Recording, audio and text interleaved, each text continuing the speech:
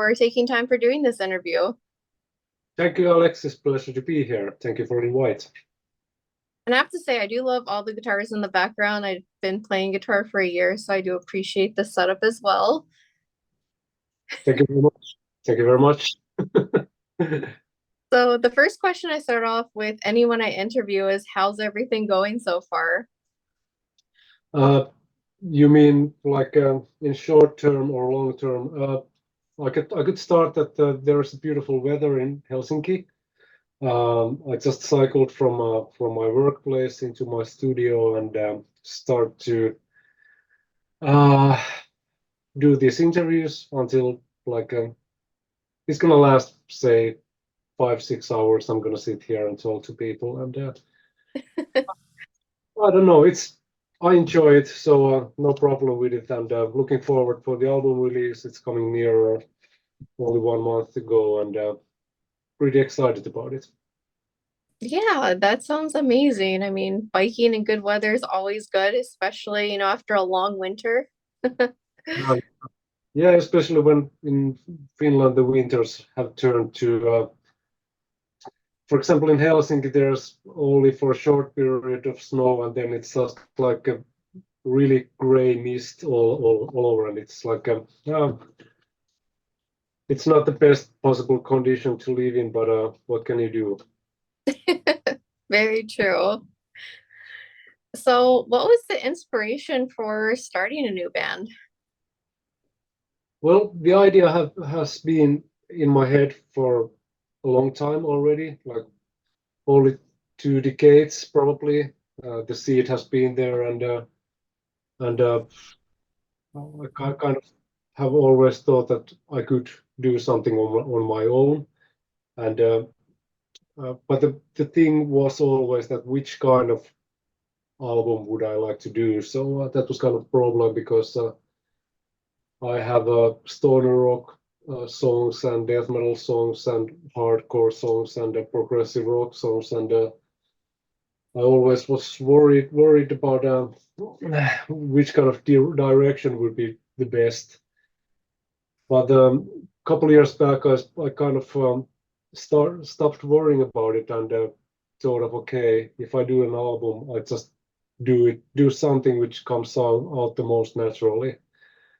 And since I had like 4 or 5 ready songs uh, in this style, I just started to come up with more songs, and they kind of wrote themselves just naturally. They just flowed out because this is something which is for me. I don't have to go out of the box that much. I'm doing it all the time anyway. So, but still, I don't have an urge to try to come up with an ambient album or rap album or whatever. I don't. I'm not that experimental myself, but still, I knew that with this kind of music, I could experiment enough. I could add some elements which are like pretty unorthodox for death metal album, and I call it death metal because there is growling vocals mainly. Hmm. Uh, but still, now I had freedom to add all those elements into my music, like stoner rock and progressive rock and whatever classic rock. Because I like Alma Brothers. Alma Brothers, I wanted to have some influences from them, and also from some Nordic folk acts, like Pier Pauke from Finland from the 70s, and also several progressive rock bands from the 70s, and some psychedelic rock bands from the 90s. So that's the story behind how it started, and yeah. So, when you originally started the band, is that kind of like the sound that you had in your mind of what you were wanting to go with? Is kind of like a 70s stoner kind of rock vibe?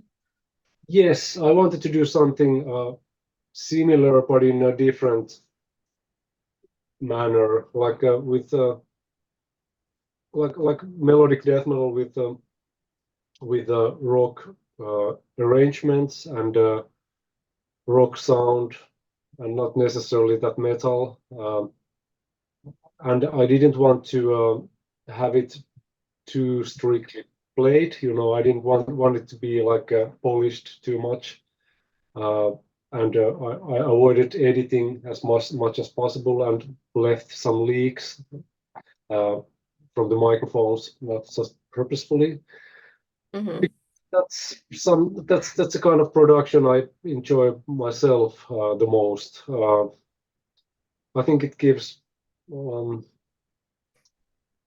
like livelihood to the music and the album in general. If it's not all like cleaned out.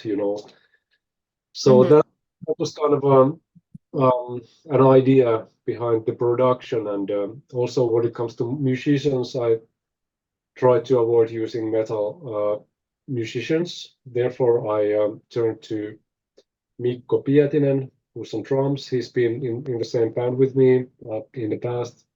Band called Manhai. We played stoner rock and did 4 albums with him. And he's a very good drummer. He has like a loose rock and roll style, but he still can play really complex stuff and easy stuff as well.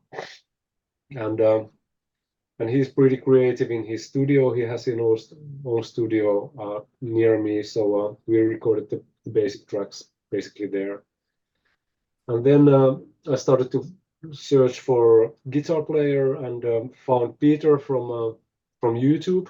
He was doing Kingston Wall cover with guitar in his living room in the clip, and I thought, okay, this could be the perfect match for Octoploid because he is able to play death metal as well. He played some death covers there as well. So I contacted him and asked if he would like to join. And after a while, he just sent a message that he's keen to try. So yeah, that was another perspective in this project that uh, I didn't want to. I just wanted to have as versatile musicians on fold as possible. So therefore, I asked also Kim Rantala and Kasper Mortensen from early Amorphis, and they are also non-metal players actually, because it's back in the days it was really hard in Finland to find metal-oriented keyboard players. So that's why we picked Kasper and Kim in the first place back then. And that's probably why they left the band after all. But still, Kim is more like a funk and soul keyboard player. He's using much of Hammond organ and original Moog keyboards and whatever retro stuff. And also, same goes with Kasper. He was the one who introduced us to Moog in the first place, like during the Tails session, he used Moog, and probably we other guys didn't even know what it is. And I guess that was the first time when it was used in any metal album anyway. Mm-hmm. So it was kind of groundbreaking stuff that he did on that album. So yeah, and I just let those guys be as they were and to do the stuff in their own terms. And of course, I added some keyboards there by myself. I did some tiny orchestration and some human voice chorus and so forth, and some mellotron. So yeah, that's the philosophy behind the instrumental songs. And also there are, and on the other hand, there are the vocalists, which are only metal guys. They are doing growling vocals, which is yeah, that was the point from the starters, that I want to have only crawling vocals. We Mm-hmm. had clean vocals as well, because some parts kind of screamed of having a little bit of color. But yeah, that's how it went, and we just did the album in bits. It was like a huge puzzle, which we did over in like 1.5 years, and then we just mixed it uh, in couple sessions with Petri Majuri, who's a great guy, and he's not metal producer either. So he's a blues guy. He's been, I mean, he has mixed Paranoids on Lonely Towers album. That's probably the only experience in metal world with him. But on the other hand, he's been doing like rock bands like Michael Monroe's solo band and his own band Mount Mary and Havana Black, which is an old classic rock band from Finland. So it was like I tried uh, to do it in the most unorthodox way as possible, uh, and I don't know. I'm pretty happy with the result. So that's all that matters for me. Oh, well, that definitely sounds like a very unconventional way, but it all seems like it works together, so that's really cool. Yes, in some weird way. So, what do you hope that people take away from the album once they listen to it? I know they have to wait a little bit, but when they do finally listen to it. Well, I've said it before that I hope that people just won't listen to like two or three first songs on the album because I think the album only starts then, and there's kind of a new kickoff around uh, third song or whatever, and maybe fourth, but probably that it should be listened to several times. I hope that uh, it opens up enough for people for the first listening in order to get interested in what's happening in it with several listens because I bet there's lots of stuff to find in the mix and the production even on the 10th listening time and I don't know, it just requires people to be open-minded enough not to be like chased away if they find out that there's like funk guitar at some point. So I don't know. It's not for purist people. It's uh, something that you have to uh, approach with an open mind. And yeah, I don't know. That's probably all I have to say about it. So it sounds like it's like an experience and you have to listen to it a few times. You might miss something the first time, so don't just listen to it once. I hope so. Yeah. So what was the biggest challenge of starting a new band? Well, the biggest challenge was definitely that because it was uncertain that will the album be released at all, and when we were in the middle of the process, it felt a little bit frustrating time to time because it required so much work, and in the darker moments, it felt like, okay, is this even worth doing? Like, why am I doing this? Because it's so much work, and I don't have a label, and I don't know if this going to turn out a good album anyway. So Mm-hmm.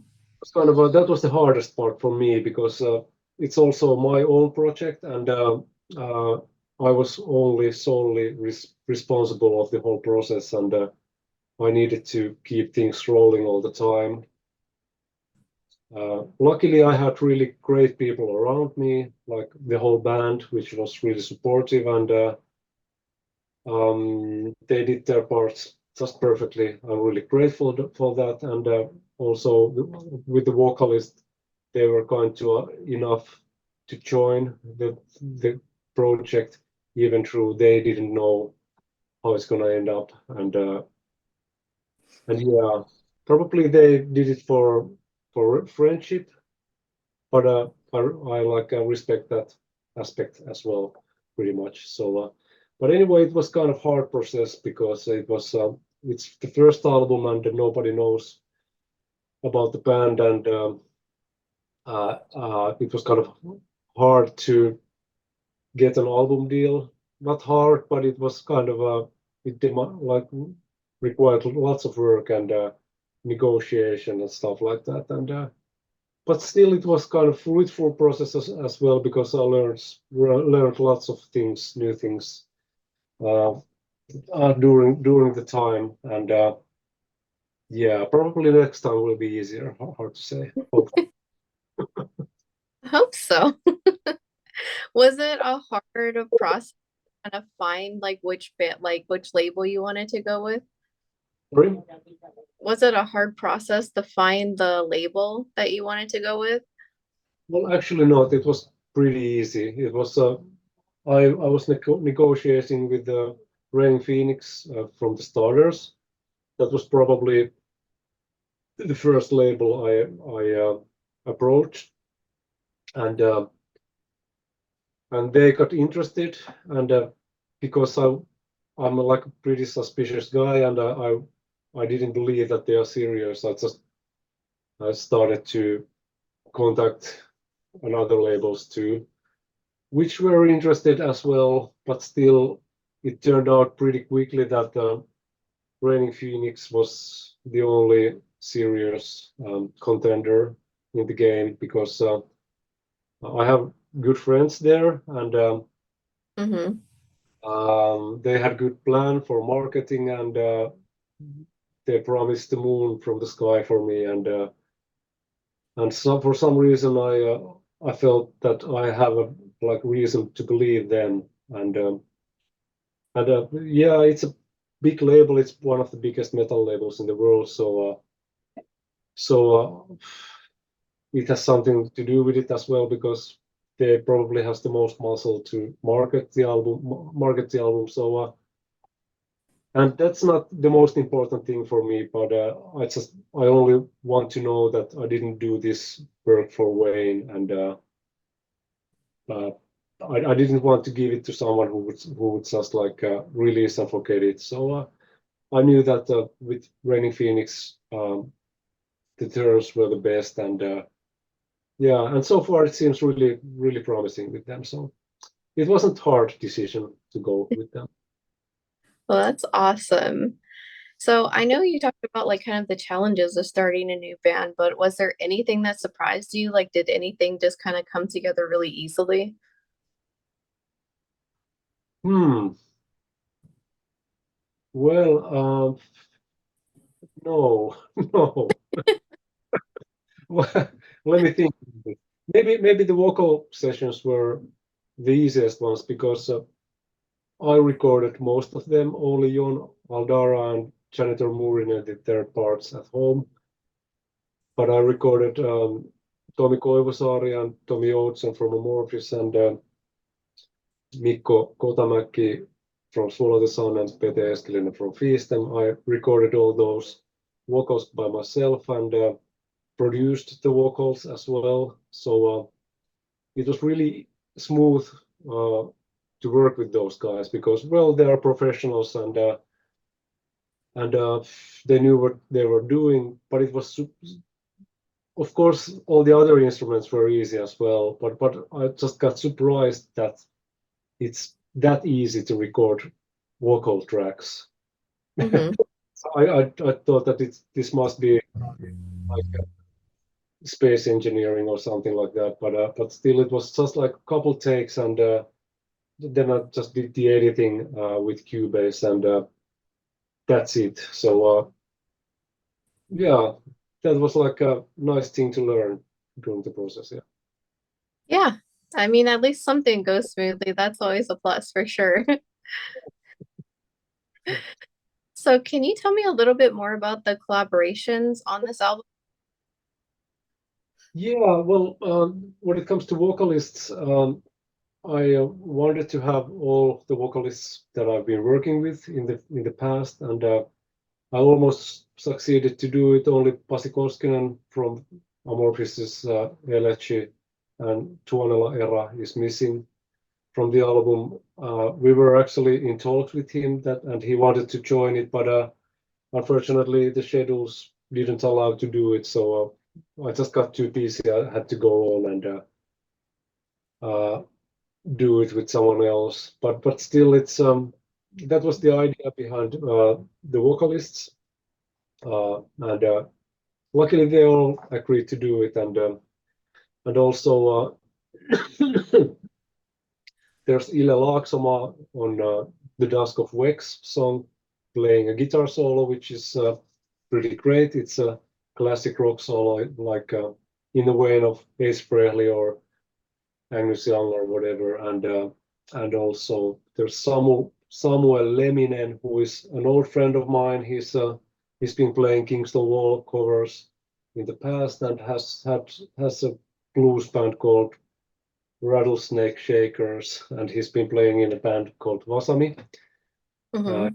He's a progressive rock guy, and he did few songs like additional guitars only, but still, I wanted to have him because I like his playing style, and we've been in talks of playing together, and we actually had a band called the Camel Gang back in the days. So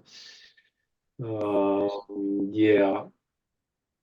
And also, when it comes to the other guys, well, Kim and Casper, that's something I told already. And also, when it comes to the basic core band, uh, we haven't played together. We probably played together just 2 times after the record was done. So it's pretty interesting uh, situation, therefore. But still, we are planning to go to rehearsals in near future. Let's see how it's going to end up. Yeah, for sure. So I have to ask, where did the band name come from? It's very unique. Oh, yeah. I just wanted to have because it's my solo band, and Mm-hmm. for understandable reasons, the record labels aren't that uh, stoked about releasing solo albums because everyone is doing them nowadays. So it's probably easier to market a band, and they for like kindly asked me like could I consider to name the group something else than Opulainen Group or whatever, and okay, I thought about it, and then I came into conclusion that the band name should include my name anyway, so it does. So that's the main thing about it, and also it's a kind of it's kind of stoner rock name. It's also a psychedelic name. I like psychedelic bands like Authoric Tentacles or Kingston Wall and early Pink Floyd and so on. So that's something that doesn't harm at all. So that's the story behind the name, in short. Did you have like any backup names? Like, well, maybe this doesn't work out. It can be called this, or was this like, no, this is it? Uh, well, my working name, it was like Opulainen Group, but still. I don't know. I don't know. There probably is like a huge list of names, and I have to check it out someday. I can't remember any of them, but whenever I saw Octoploid, uh, it just immediately had me like, okay, this is going to be it. So there was no question about it any longer. Well, that's awesome. Also, I have to say the CD art is really colorful, and I've seen a lot of people say that they really, really liked it as well. Oh, thank you very much. Hey, yeah, feels good to hear such thing. Yeah. So I do have one last question for you. Is there anything, like any message that you'd like to give anyone interested in listening to the new band or, picking up a copy of the album? Well, I think the cover art is spectacular. just but I don't know if that's reason enough. But still, yeah, Orion Landau did great work with the cover art and the layout. And if you're like even tiny bit interested in metal music, you probably should check it out because it's like a great package. It's a good whole. It's the cover art is great. The production is pretty good as well. And when it comes to the songs, they are like uh, well, not the average metal songs probably. If you like want to challenge yourself in the metal field, this could be your album. But and the musicians are great as well. Peter Salonen is just fantastic young guitar player. So there's great guitar solos on the album and lots of improvisation. So if you dig that kind of stuff, so just check it out. Yeah, that's what I have to say. Yeah, and for anyone else, it's Beyond the Aeons. It comes July 5th through Raining Phoenix Music, and you should pick up a copy. Thank you so much for taking your time for doing this interview with me today. Thank you very much, Alex. All See you. right.